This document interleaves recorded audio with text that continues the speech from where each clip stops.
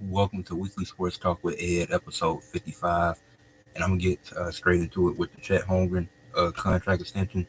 OKC is now locked up Chet, J-Dub, and Shea up until 2030. They got Aaron Williams and Caruso until 2028. And they still got Jay Will and Isaiah Joe until 2027. And there was a lot of discourse about the Chet contract. It's 5 years worth up to $250 million, and that's based on incentives such as All NBA, MVP, or DPOY. If he's able to get any of those honors within these next 5 years, and it's a new contract. And I think it's actually a really good contract for Chet Holmgren. Now, OKC, they still got um, a Kason Wallace, Isaiah Hartenstein, and Lou Dort. They're all free agents after next season. So it'll be interesting to see what they do with that. I definitely think Luke Dort is staying.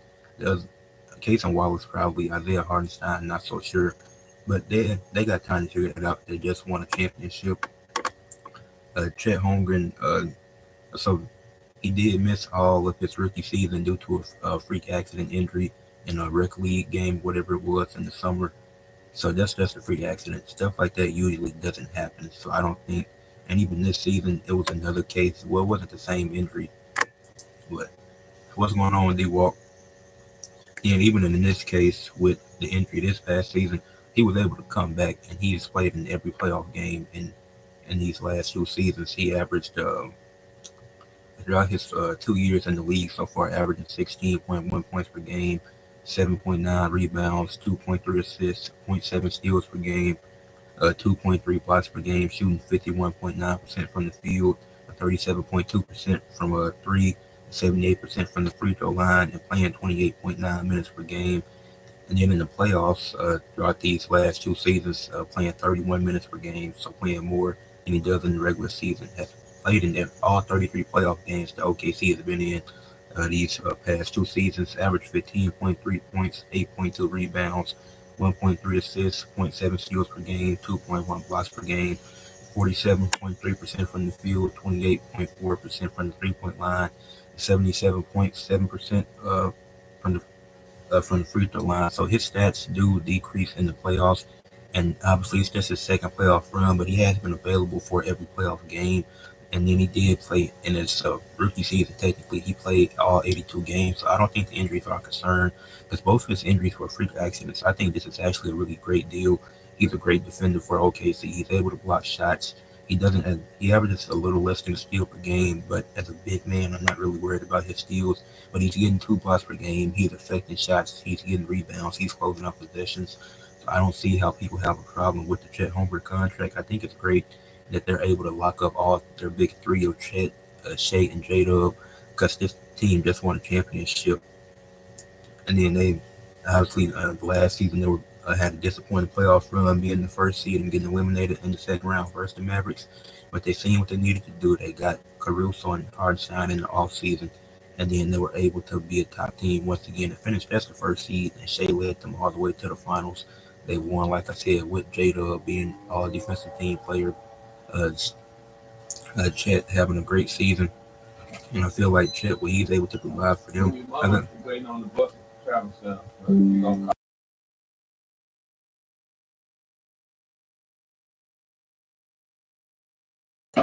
Yeah, but like I was saying, I like the Chet Holmgren contract. I think it's actually perfect because he could be an All NBA player.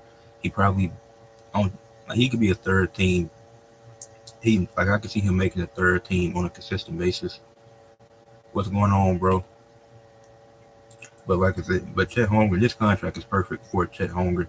He aver- he puts up good numbers as a big man. Obviously, he's still skinny. I think the only thing that Chet is lacking is really just two things. He shoots a lot of threes. I think if he calms down on the threes a bit, his percentage can go up to what it is in the regular season of 37%. Because if the way it falls off in the playoffs to 28%, it's kind of that's a that's wild. But he does play. He's playing over 30 minutes a game in the playoffs. He's giving you 15. Well, he's giving you 16 points in the regular season, 15 in the playoffs, and he's getting you a good amount of rebounds. So I like this contract for Chet Holmgren. You lock up your top three guys, then you lock up a few of your key role players. And I think people don't understand how the second apron works. This team is um Sam Presti's done a great job with this team, building them, and I could see them being a team to repeat. We haven't seen a team. We've seen a different champion each season in this decade. They could be the first team to break that streak, and I can see OKC repeating. Now, obviously, the West is more stacked with the Nuggets improving. I'm pretty sure they're keeping Jonas Valanciunas. I think he's agreed to stay, and then they was able to bring back Bruce Brown, and they added Cam Johnson. Obviously, the Rockets just got Kevin Durant. The Clippers added Bradley Beal, might be looking to add CP3. So it is going to be stacked, but I still think OKC can get the job done. I do still view OKC as the favorites out West next year because they've already proved that they can win it. I still think they'll be the best defense in the league. Have multiple guys on the all defensive team and multiple guys that could make it. You have J-Dub, Luke Dort, Caruso, Shea, Chet. This is a team full of great defenders, but you also have a elite scorer and MVP and Shea Gilgeous-Alexander. So, but then I wouldn't be surprised if OKC was able to repeat. Like I said, the Chet contract is great. I like it. I like the contract for Chet and J-Dub because it's not even fully guaranteed. Because this is all some of the money is based on if they're able to get incentives such as all NBA, DPOY, stuff like that. So these contracts are great for OKC. And moving on to the next topic, talking about TNA Slammiversary, which is taking place tomorrow, and I'm gonna be giving my predictions for that pay-per-view. So the pre-show match is a match that I'm very excited to see.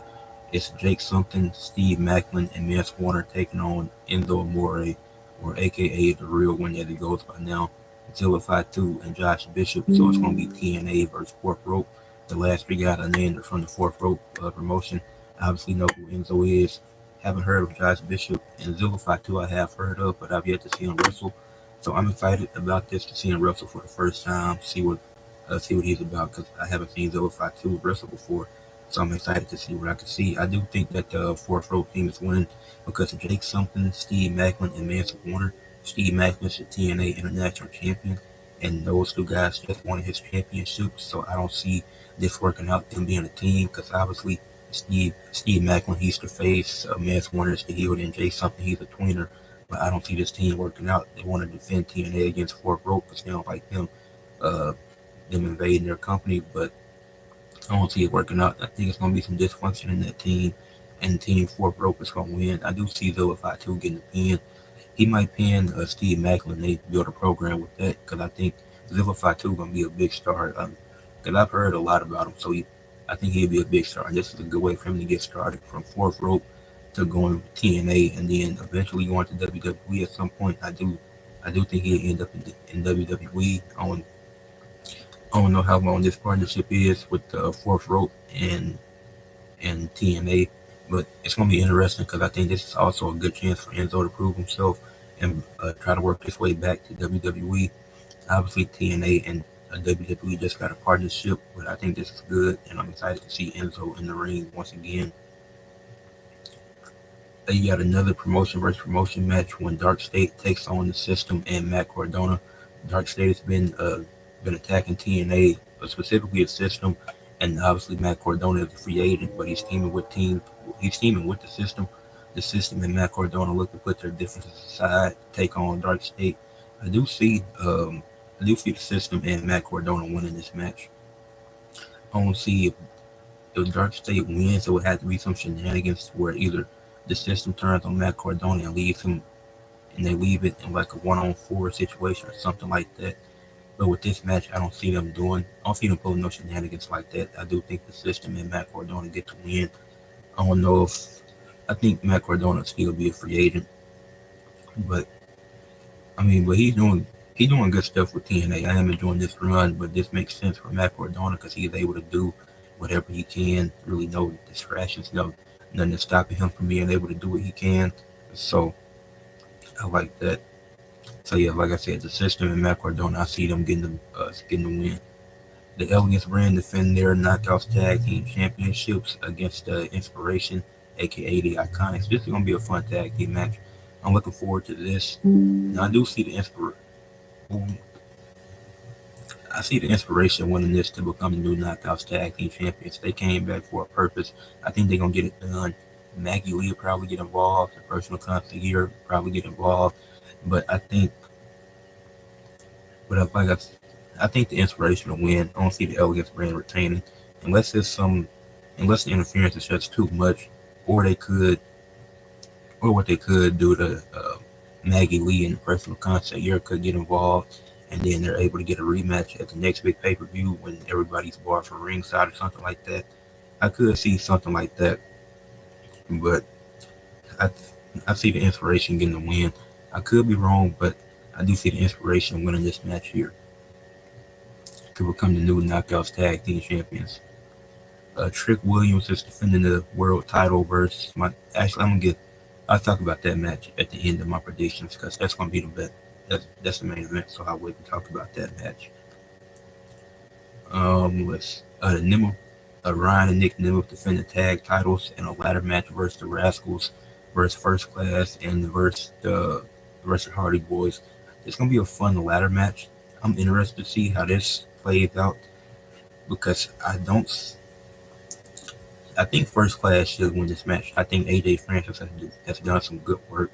I think it makes the most sense for First Class to win. Casey Navarre's had some good matches. His match with Mike Santana was really good at both of their matches. Casey Navarre and AJ Francis had really good matches with Mike Santana this year, and I feel like they're the best tag team promo in TNA at the moment. So I think AJ Francis and Casey Navarre should be rewarded, and they should get the win. And I prefer that Casey Navarre is the one to get the titles, climb the ladder and retrieve the titles, and they become the new tag team champions. And they can have a rematch with the Nimble in a normal tag team match and get the win there. But I think with all the work they've been putting in this year, that they've more than earned the right to become the new tag team champions. So I am predicting First Class to get the win this weekend at Slammiversary. Masha Slamovich versus JC James for both the TNA Knockouts and NXT Women's Championships. This is hope. I already know it's gonna be shenanigans involved, fatal influence is gonna get involved, but Lei Ching Lee and Zod Brookside are gonna be on the side of Masha Slamovich to even up the odds. Now Blake Monroe may also be involved or not, because I think Blake Monroe got something going with Jordan Grace now, but she's definitely gonna be in line soon for the NXT Women's title. But I see Masha win. If Masha doesn't win, then this officially ruins the partnership because if Trick can be the TNA World Champion, then Masha should at least be NXT Women's Champion. It would make it even. TNA has started getting more wins recently. I think this makes the most sense. It's gonna be a good match. I think the promos and segments they've had leading up to this have been solid. I'm enjoying this. I think it makes the most sense for Masha to win. And JC Jane, even in the few months that she's had it, she's had a really solid reign, and you can prove me wrong about her as a women's champion. But I do think it's time to end it. And this don't even feel like a transitional reign. Like it's actually a solid reign in a short time.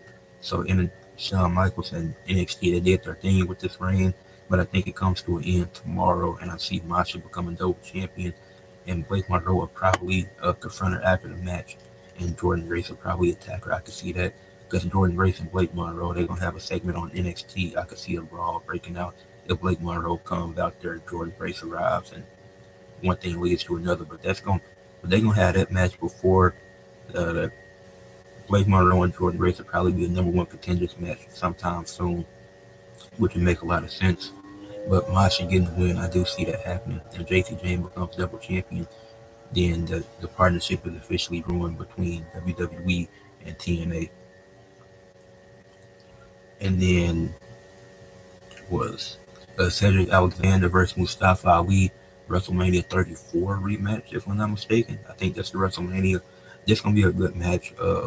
Order 4 is back on the side of Mustafa Ali. So Tasha Steelz just played Cedric Alexander to bring him back so she could get some focus within the group. I see Mustafa Ali getting the win because I feel like he needs to win. He lost the feud versus Mike Santana, which he shouldn't have. And Cedric, even though he just arrived, he did already get a win. So I don't see him winning this match. And then if Mustafa Ali gets the win, then they'll technically want to be one-on-one if you want to play into that WrestleMania rematch. But it's a rematch on a big stage, obviously a different promotion.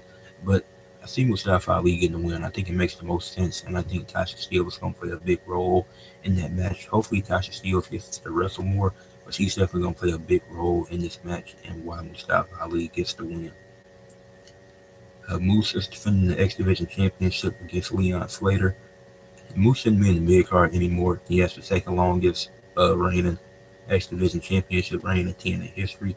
I don't think he needs to be first. I think it's time that it comes to an end. I think it's time the youngest in charge becomes X Division champion. He almost won it not too long ago in the Ultimate X match that took place a few months ago, but Moose speared him and Moose was able to retrieve the title. So we're gonna see what happens, but I think Leon Slater should get the win. I think he'll defy the odds and become the champion. I think he's earned it. He's been doing a great job working with the Hardy Boys, working with working with people in the main event scene. So obviously they value Leon Slater very highly. He's only 20 years old, and he would be the youngest X Division champion and the youngest champion in general in TNA history. So I hope that he gets that moment. I think it makes sense to take the X Division title off of Moose, let him do some stuff with the system, break the system up soon, and then once that story is done, have Moose go back after the world title. He should be fighting people like Joe Hendry, like Trick Williams, people like that. So hopefully this run ends. We can get a payoff with the system, see where that leads to, and then Moose can get back into the world title scene. Um, Tessa Blanchard versus Indy Hartwell, former best friends. Apparently, I gotta watch the video that Indy Hartwell dropped up because apparently they're former best friends. But I do see Indy Hartwell getting a win, even. But they didn't let Tessa Blanchard win the TNA Knockouts title, which I'm still surprised by. So this is gonna be interesting. Tessa Blanchard might win because she had Victoria Crawford in her corner, unless Danny Luna comes out there to interfere and help her. Or this match is actually harder to predict than I thought. Now that I'm speaking about it, but I think I really don't know who's going to win this match because I can see Tessa Blanchard getting the win and they'll get some good heel heat from that because Indy Hartwell's been receiving good reactions in TNA. So I could see. I'm gonna change my prediction. I'm gonna go with Tessa Blanchard for this match. I think Tessa Blanchard wins this match, but I don't think this gonna be the last match. I think regardless of whoever wins, they're gonna have another match. Probably have a trilogy of matches. I don't think it's gonna be the only match that they have with each other. With them being former best friends, I can see them extending this a little bit than just one match. And then the main event, which is going to be Trick Williams defending the world title versus Mike Santana and Joe Hendry in a triple threat match. This is very interesting, especially with the element of AJ Styles returning at Slammiversary, so you don't know what might happen with that. Because if Trick wins it, then you can get a feud with him and AJ Styles, as he did call AJ out recently on social media. If Mike Santana wins it, he finally realized. I mean, Mike, Mike Santana wins it, he finally becomes TNA champion, and his daughter gets to see him come home as champion. Obviously, he left TNA at one point in 2021 because he thought grass was greener on the other side. Went to AEW, it didn't work out, so he returned. And then if Joe Hendry wins it, he becomes a two-time TNA champion. And maybe once his contract's up with TNA, and if he goes to WWE, he might go straight to the main roster instead of NXT because of that. So I don't. There's so many options you got here, but I think, and if Joe was to win it, he'd probably get a match versus Frankie Kazarian. I could see that. So this is very interesting. I don't think Joe Hendry needs a second title reign. I think his first reign was good enough. Like he did a good job in that reign. Like those first few months of the year, like he was really doing his thing. So shout out to Joe Hendry. I think when he does come to WWE, if he does, he's gonna be a big star, and he'll still be able to do stuff with TNA if they still have a working partnership and relationship at that time. But I don't think he needs a second reign at the moment. Mike Santana, it would be cool, but with the element of AJ Styles coming back, it wouldn't make sense unless he made him lose and AJ and Trick just had a non-title feud. But I think AJ and Trick should be involved in the title feud, so I see Trick Williams retaining and continuing his dominance as TNA World Champion. With AJ Styles, despite being a WWE guy at the moment, he signed a new contract. 2026 is his last year, so he can retire before the age of 50. And him being able to do stuff with TNA is perfect for his career. It makes the most sense, especially with this partnership. So Trick Williams, I see him retaining. He'll probably pin. He should pin Joe Hendry because I wouldn't mind Mike Santana ending up being the one to get the title. That you protect Mike Santana that way, and he'll get a rematch down the line if AJ don't win it or something like that. And then AJ come out after the match after Trick Williams retain and stare him down. Then at SummerSlam during AJ's match with Dom, maybe Trick cost him, or maybe AJ wins and Trick comes out after the match. And then you have the TNA World Champion versus the WWE Intercontinental Champion. You could do something like that. maybe a title for title match, maybe something like that. It's multiple different ways they can go with this. But AJ Styles returning, I think the most logical choice is for Trick Williams to retain in this match. I think that makes the most sense. It's gonna be a super fun. It's gonna be a super fun triple threat match, and I'm excited to see what AJ Styles' role will be in this match or at the show in general because he's returning to Slammiversary. So I'm sure he'll be backstage like it's done. Like TNA already announced it. So Slammiversary should be a pretty good pay per view. Those are my predictions. Next order of business, we got a preview in the second half of the WNBA season. It's currently the WNBA All-Star break, and the All-Star game is taking place tonight at 7:30 Central. So I'm gonna just preview the second half of the season.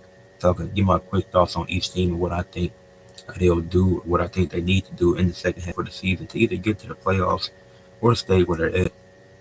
I'll start from the top up with the best team in the league, the Minnesota Lynx, a 20-4 record. I think Nafisa Collier is winning MVP. I think she's going to continue to play at the phenomenal level she's been playing at so far in this first half of the season. And I don't think it's still perfect at home. I see them only losing 2 home games during this last 20 games of the season. And then they're going to go into the playoffs with full home court advantage. That's how I see it. Because nobody's really been able to stop this team. They did lose to Chicago, but a 20-4 record, easily the best record in the league. The Liberty have the second most wins at 15, so they have a 5-win gap over second place. I don't see them blowing that. So I do think the Minnesota Lynx to go into the playoffs with full home court advantage. And then you still got Courtney Williams doing her thing, Caleb McBride. So it's like it's gonna be hard to stop this team. I don't see Nafisa Collier with this MVP playing at an MVP level. I don't see that being stopped. The New York Liberty, who I mentioned, at a 15-6 record, I think they'll. And then the Phoenix Mercury are 15-7 right behind them. I think these two are going to bounce between 2 and 3 for the rest of the season. I, Now I don't know who's going to finish at that second spot because Phoenix has really surprised me. Shout out Alyssa Thomas having a great season. So I think with but then with the Liberty, you still got Sabrina Ionescu, Brianna Stewart still doing their thing. So I think it's going to be a tight race and a battle for second. I think it could come down to one of their last games versus each other. Whenever they play, I think whoever has the because they can finish with the same record, but obviously whoever gets the tiebreaker gets the second seed. They're both in a good position. The Liberty I expected this from, but like I said, Phoenix has surprised me. I can't admit I was wrong about them. Phoenix has looked great this season, so they're gonna be a force to reckon with in the playoffs. They're not gonna be an easy team to beat. I can't say that. The Seattle Storm with at a 14-9 record with um, with Gabby Williams, Skylar Diggins Smith. Uh, this team is still good. I forgot where the Seattle Storm to finish at, but I don't have too much to say about them because I kind of expected them to be around where they're at now. So the Seattle Storm, I think they'll finish top 4, top 5. But I'm not really surprised with the Seattle Storm. It's not too much to say about them because they've just looked solid all season. Like they started off a bit slow, but 14-9, that's a good record. 5 games over 500. I don't see them going on no crazy losing streak. They could go on. I don't know what their schedule looks like, but I could see them winning a few games in a row. Because they're only a game and a half behind the Phoenix Mercury, so I could see them even leaping and taking that third spot. But this team has been good. I feel it's been the Atlanta Dream. This is a team once with what's going on, Devon. The Atlanta talking about the WNBA preview in the second half of the season. The Atlanta Dream. I like what I've seen from this team. Alicia Gray, Ryan Howard. This team, the addition of Brittany Griner has been super great for this team because obviously she isn't what she used to be like 2 or 3 years ago, but she's still giving you solid defense. She's still getting to the basket, still giving you that good veteran presence in the locker room. So I like what Brittany Griner's been able to do for the Atlanta Dream. I really enjoyed that. And people can say what they want to about the situation with going to a different country. I do think she was in the wrong for that, but we passed that now. And she provided a new element to this team that I don't think they really had last season. Like going into the playoffs, they were swept in the first round, if I'm not mistaken. So having Brittany Griner works out to their advantage because now they're in a better playoff position than they were last season. They're 4 games over 500. She's added a new look to this team. Alicia Gray, Ryan Howard, doing their thing. So adding Brittany Griner as a starting big, she's been excellent for this team. She don't have to average the most points or rebounds, but her just adding that presence, just being able to do it all, like that's really helped this team be in a better position than what they were last season. And they're fifth in the league at the moment, so they could even climb up because they're only half a game behind Seattle, and they're 2 games behind 2 games behind the Phoenix Mercury. So this team has a chance to climb up. So we'll see what happens with that. You said you're rewatching the Naomi match versus Charlotte, and that's what's up. Actually I gotta I'm gonna talk about Naomi later in the live, but back to the WNBA, the Indiana Fever. This is this one of the things that scares me because the Indiana Fever, despite being 12-11, you would expect them to be better. But Caitlin Clark has been out for a third straight stretch this season, and that's concerning because she's consistently been injured this year, which isn't a good sign for Indiana. She's only played 13 games out of the 23. They're the 6th seed at the moment, but they don't have a strong edge over anybody. So this team, I don't like when Caitlin Clark isn't able to come because I think this All Star break ends on Tuesday. I think that's when they play. Let me check that because I could be wrong. But they're gonna need her. Hopefully, because she's out for the All Star game tonight. So hopefully, if I'm right about what I said on Tuesday, yeah, Tuesday they got a game versus Liberty on ESPN. So that's a win that they need, and that's a game that they need Caitlin Clark for. Like this team does not play better without Caitlin Clark. No team plays better without their superstar. I think it's a thing of it's harder to game plan for a team without their superstar because anybody can go off. You don't know what to expect. I think that's what it is. But yeah, Caitlin Clark, if hopefully she doesn't suffer any more injuries this season, because that could be bad. Like especially in her second season, she's already been through this many stretches of having injuries. That's crazy.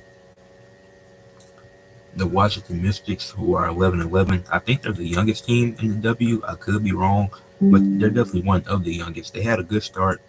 I don't think they'll make the playoffs. I think they might miss it by like a game or two. I could be wrong. This is just my prediction, but I think they miss it just due to inexperience. But when they go into their final stretch of the last 10 games, I'll be paying close attention to see how they play with them not being very experienced, with their most experienced player being Brittany Skikes or Shakira Austin and Brittany Skikes being their most experienced players.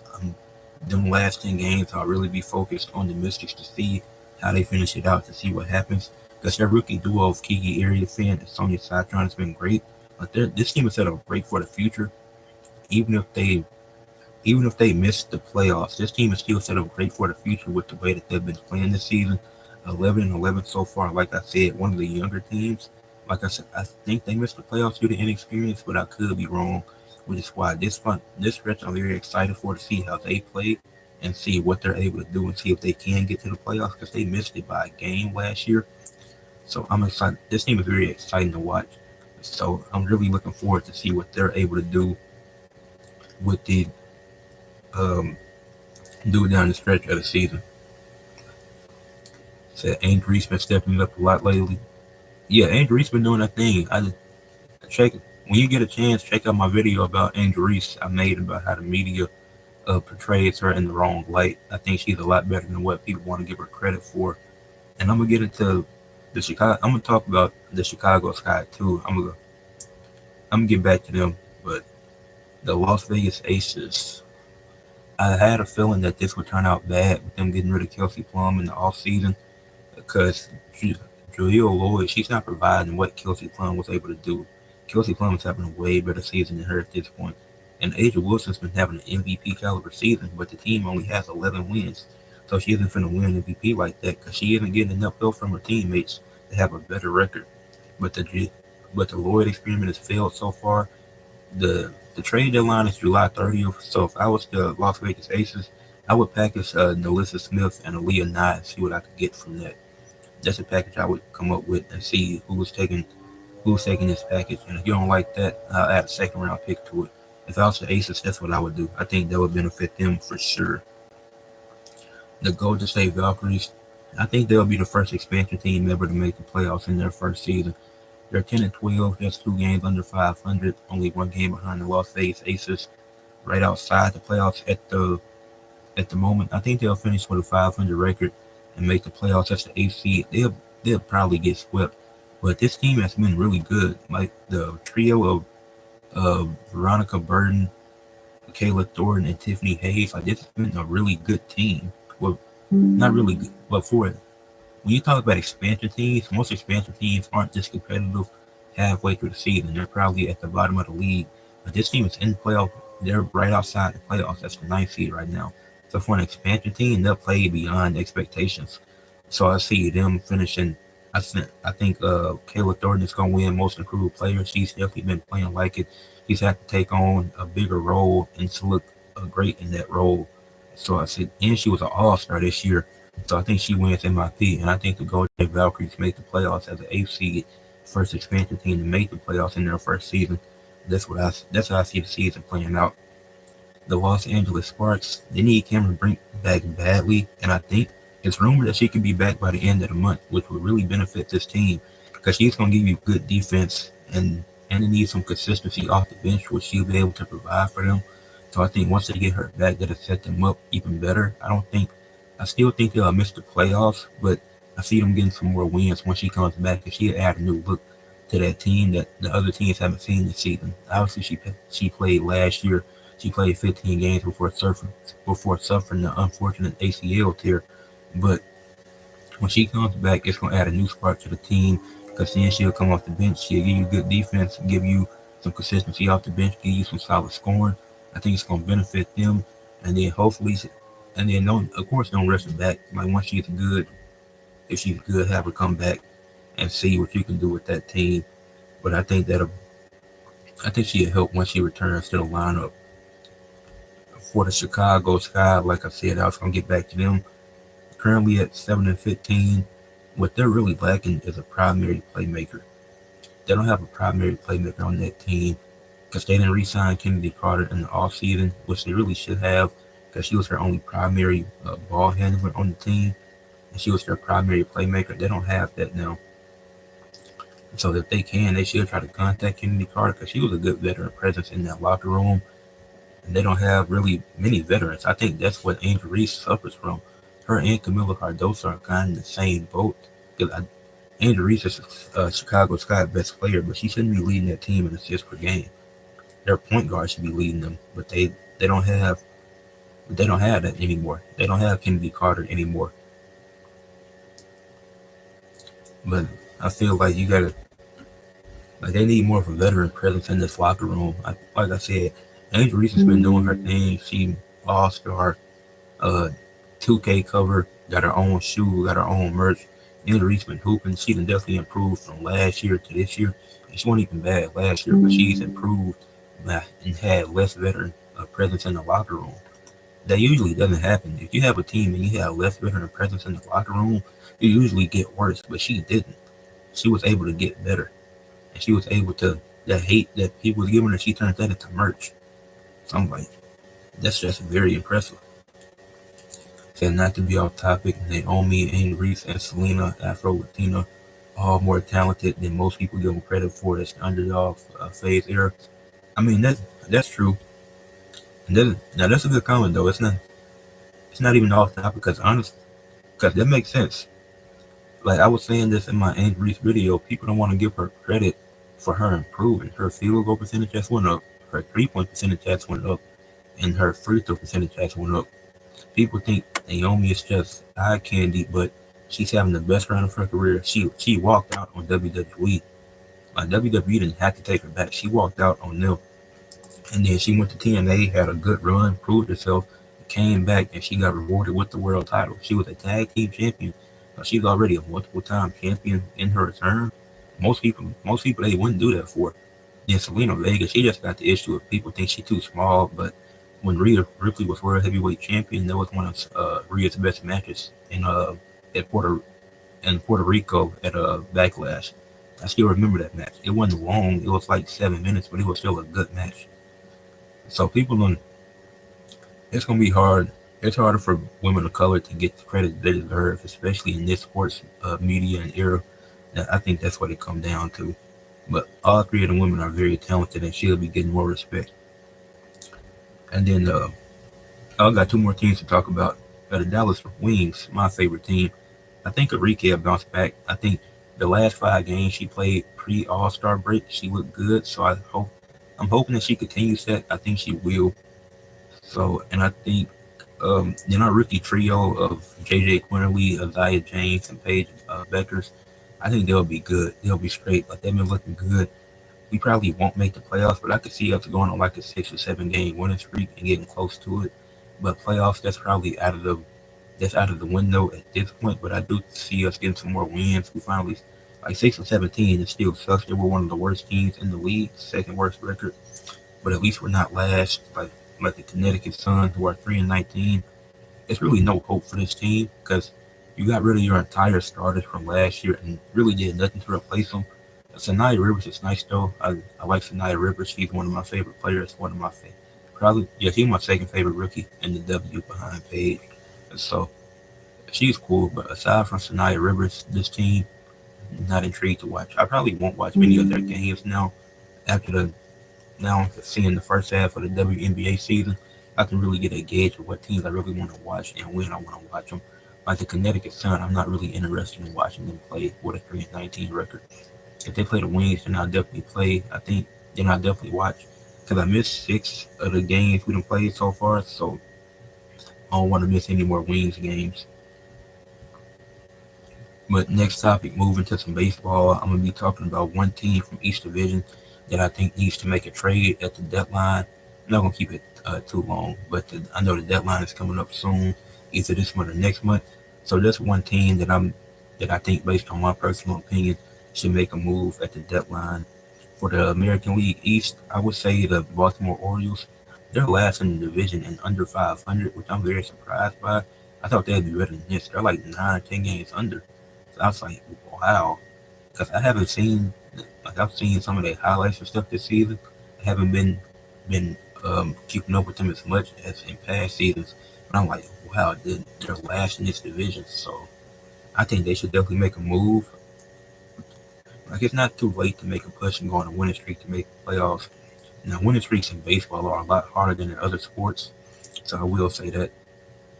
And I don't know if that's statistically a fact or not. That's how I see it. For what I've seen, I feel like winning streaks in baseball are a lot harder to get. Like you can go on we'll see multiple teams in the NBA go on 10 game winning streaks. We'll see multiple NFL teams start the season like 7-0, 8-0. In the MLB, I feel like after you win 3 straight, it's like, wow, are you really gonna get like that fourth game is gonna be super tough. Like it's still a doubt after that. I feel like winning streaks in baseball are super hard to come by. I mean, it couldn't. I had to fact check that after this, but like I said, I think the Orioles definitely need to make a move. For the American League Central, this is easily the Twins. This team, they had a 500 season last year or something similar to. They were either 500 or a few games over. I know they weren't under, but they're doing what they did last season. They're just barely floating around that 500 mark, a couple of games under at this moment. They didn't make any significant moves in the offseason. Or do you just want to be a 500 team and be consistently in the playoff hunt, or do you want to actually compete for a championship? Like, obviously, not everybody can win, but what is your direction? You don't want to be a team just stuck in mediocrity for an entire run, well, for multiple years in a row. You want to do something. Like, what is this leading to? Are you gonna do the same thing next season? Barely do anything in the off season, then hope that we 40-40 at this point in the season, or and I can check that record now. But it's like the Twins aren't doing anything to.